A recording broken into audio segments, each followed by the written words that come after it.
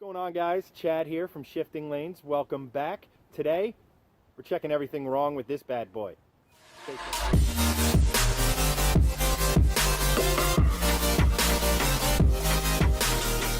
Before we get started, I just want to follow up on a question I asked you last time we were here, and that is NA or turbo?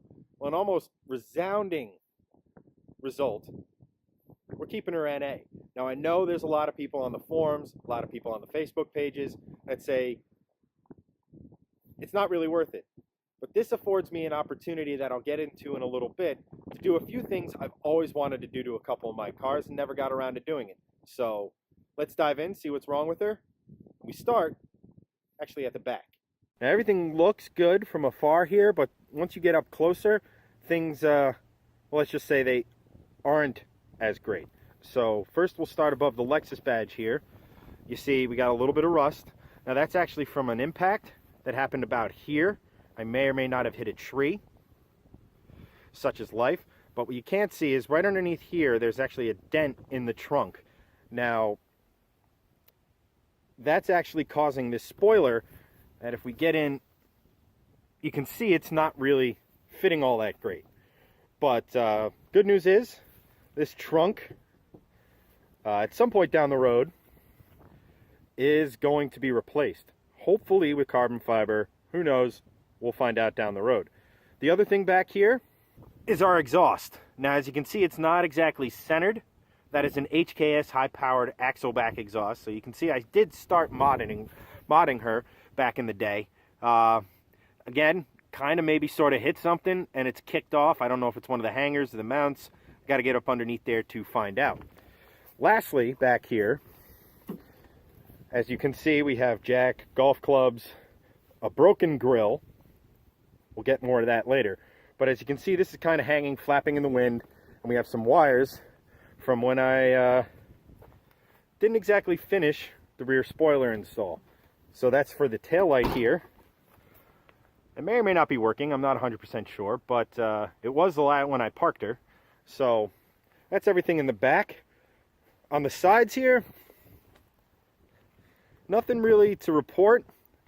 Biggest thing here is that, as you can see, tires are a skosh flat and in some cases have broken the bead.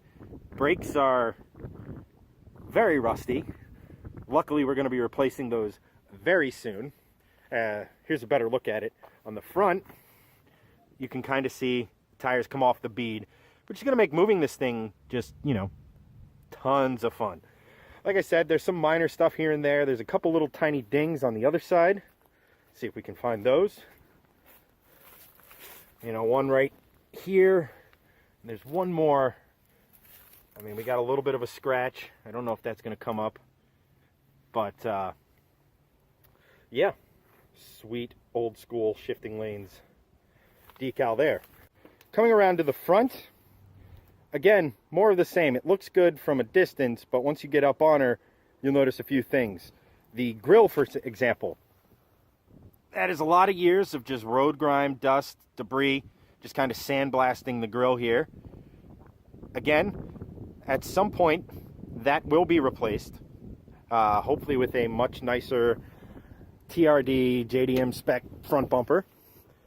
There she is. The 2JZ GE naturally aspirated straight six.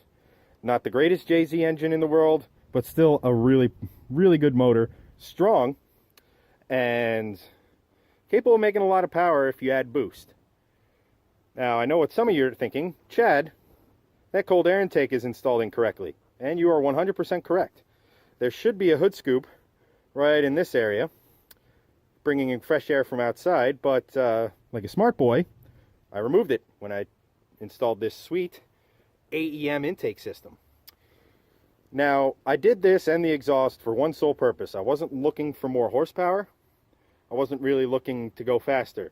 The biggest problem with these cars stock is that they are ridiculously quiet. And these were two mods that were easily done that made it less quiet, less stealthy. The other thing, as you can plainly see, that the engine bay is not exactly the cleanest thing in the world. We'll hopefully address that soon. The last thing underneath the hood here is rust. Rust on the hood. It's there as well. This was actually a major bummer. So I had the car for about 6 months before this happened. I got hit in a parking lot at my old job, and they were nice enough to just run away. So I had it fixed, and it's lasted me this long. This is almost 8 years now. And hopefully this hood will be replaced with something a little sexier. Again, hopefully some carbon fiber. But it needs to be replaced. It's not a pressing concern, but it's also not something I want to let sit until eternity. And lastly, up front here, you have our wheels. Also, beyond this wheel, this is the passenger side front, or right front, if you know your driver's side's on a different side. Is the wheel sensor in there is bad, so until I fix that, I have no traction control or ABS. Those wheels. I don't know how many years, but that is, yeah, they're in pretty rough shape. However, that is not a problem, because behind door number 2 here, some sweet 18-inch by 8.5 VMR wheels. These things are awesome. They're technically the bronze plate. I really want to thank VMR for hooking us up with these. Head over to their website, give them a look. These wheels are awesome. Again, 18 by 8.5. We're going to be putting some new rubber on them. These are one of a kind, guys. I am the first person in the world to be getting these wheels, and they are sweet. These are actually pre-production, and in the not too distant future, you will be able to go and buy one of these yourself. So that's the exterior of the car, and beautiful, beautiful wheels that I will be linking in the description below. Let's go see what's wrong on the inside and wrap this up. And the interior. Apart from it being filthy, there's only about 3 problems in here. The first of which is these seats. As you can clearly see, they're not really fastened as they should be, nor are the buttons where they should be, or even on it at all. It has sat nav. Not working. Again, she's real filthy, guys. But, yeah, sat nav doesn't work. Hasn't worked for a while.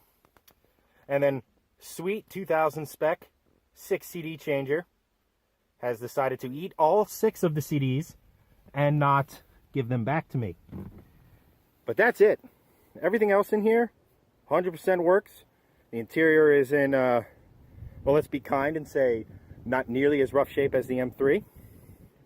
But, yeah, I'm really digging her. It's a great place to be. 5-speed manual. Would like 6 speeds. Maybe that's a mod down the road. But more importantly, has the correct number of pedals.